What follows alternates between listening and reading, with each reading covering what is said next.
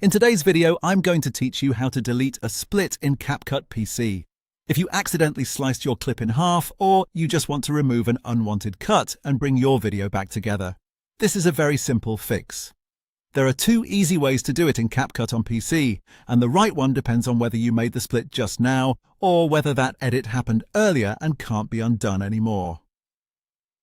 To begin, take a look at your timeline tracks at the bottom of the screen. What you're looking for is the thin vertical cut line that sits between two separate video blocks. That line marks the split. To make sure you're targeting the correct spot, click and drag the top handle of the vertical white playhead and position it directly over that split. Let it snap into place right on the gap so you know you're lined up accurately.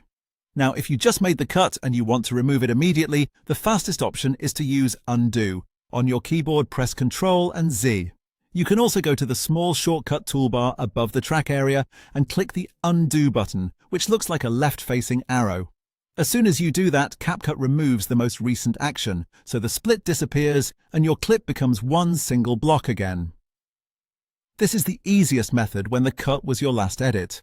If the split was made earlier and undo is no longer an option, you can still fix it. Click and drag to create a selection frame over both of the separated clip sections so that both blocks are highlighted with white borders. This step is important because CapCut needs both parts selected before it can merge them into one combined item. Once both clips are selected, right-click inside the highlighted area. In the menu that appears, click Create Compound Clip.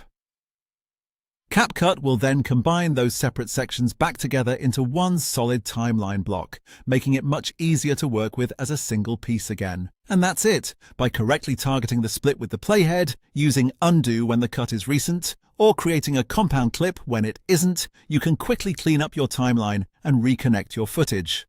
Thanks for watching, and now you know exactly how to delete a split in CapCut PC.